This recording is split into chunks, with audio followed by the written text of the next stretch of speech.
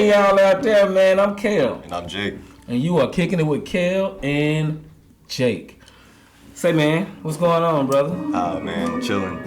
How you doing? We back for another episode. Yep. If we can get the producer to cut the music off. Yeah, we know we need to get her a DJ, man. She needs her own personal DJ. Yeah, man. But anyway, how's it going? So what's the title? I mean, what's the topic today, man? The topic today is especially for you. Especially for me? Especially for you. Especially for me? I handpicked this one just for you. Just for me? Yep. Ain't that sweet? Yep. The topic for today is the things that you wish you would have known before you had kids. Really? Yep. It should have been the things I should have known before I got married. Ooh. Yeah. But anyway, the things I should have known, or wish I had knew before I had kids. Well, one thing is they very expensive. My dad tried to warn me, like if you have a kid, everything changes. You know, it becomes about the kid and not about you anymore. Mm-hmm. So he told me, he was like, basically, it's nothing wrong with having a kid. It's not gonna, but your life is gonna change, mm-hmm. and it's gonna take a drastic change. So it makes it harder for you to actually achieve your goals. Okay. Because you're gonna have to go through a whole plethora of things to actually make that stuff work. Because at that time, I didn't even have a real job. Mm-hmm. When she got pregnant and everything like that, I was working at Foot Action. Oh, and I was at the Foot Action working and really not making that much money. And she was pregnant and stuff, and so we was trying to figure it out. He came along, man. He looked like an alien coming out too. Like he looked bad. Alien. Man, he was terrible. I was really scared for him. Like, you know, they say you gotta shake the baby head and stuff like that. Mm-hmm. And so I was just like pounding on his head every day. So it was his head that looked like an alien head? It did, because mine looks like an alien head.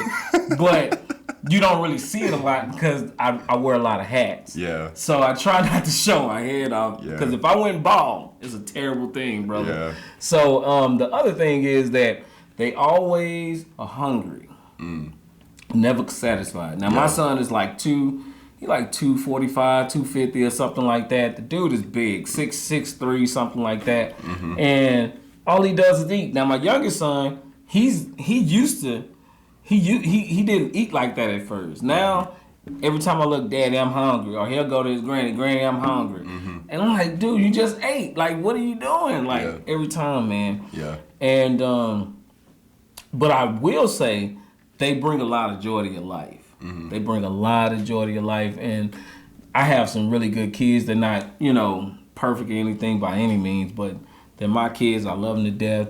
But yeah, I wish I had to just waited a little bit, because I wasn't mature enough. Actually, I didn't know how to be a father.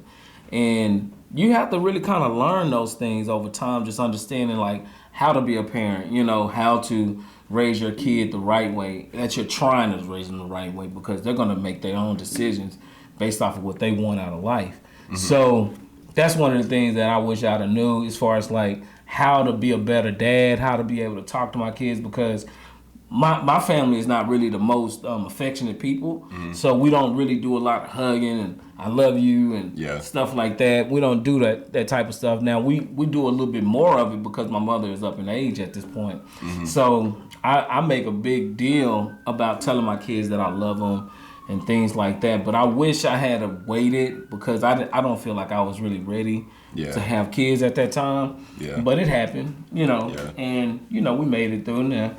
They almost are grown, and I should be out of child support soon. Hey, it's a great thing. And so is there any advice that you'd give some young adults that might have had kids and they weren't quite ready yet? That they have kids? They have kids now, but they weren't quite ready. It's really one of those things, like, you can give all the advice in the world, but it's up to you, like, what do you want to do with your kids? It's kind of like a learn as you go. It's a learn as you go thing. It's not as much I can really tell you what to do. Yeah. But what I can say is, like, listen to what your kids are saying and try to understand where they're coming from.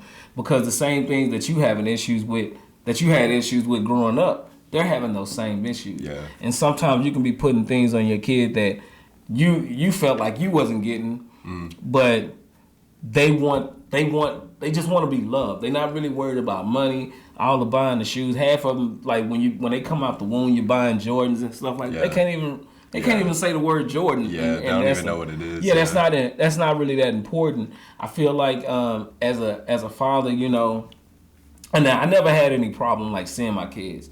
I would never put that on my ex-wife and stuff like that. She's always giving me opportunity to see my kids and stuff and do the things I want to do with my kids. Anytime I want them, I can go get them and stuff like that. So everybody don't have that situation, but if you are in a situation where you're having a hard time, you know, getting your kids or seeing your kids and stuff like that, try to do the best you can. And if you can go to their games, be a part of whatever they're doing in school, do as much as you can, man, because it's really appreciated from your kids. I promise you, because they'll come back and tell you what they thought about those things, and try to talk to them about real life situations. One of the things that I try to talk to my kids about is just when they grow up to understand that life is not what you think it is. It's what you make it, but at the same time, you have to be willing to work for those things. Yeah. A lot of times, I know you try to give your kids everything.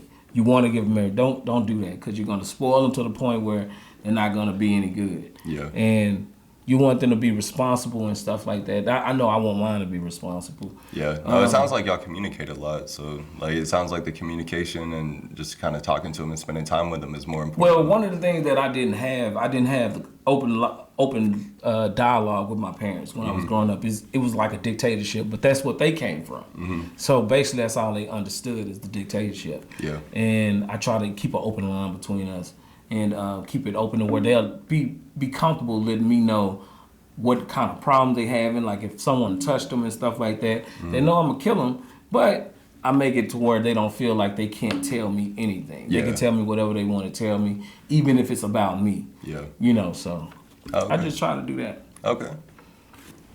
Yeah, man. So, anything you got advice about it? Because you don't have kids. Nah, I don't have advice. I just think it's interesting. I agree with a lot of what you're saying. I think the communication is really important. I think you should listen to your kids, and a lot of people do kind of run their households like a dictatorship. It is more common like in your parents' era and my parents' era than it is like now. Yeah. But at the same time, there still are a lot of people that have that don't communicate with their kids properly. So yeah. So, you know, if you have anything to say about this, you can leave it in the comments. And please like and subscribe on the show and hit the bell button so you can know when we have another episode drop. Please leave comments and like and subscribe. And that's been our show. And I'm Kel. And I'm Jake. And you have been kicking it with Kel and Jake. See you next time. Thank you.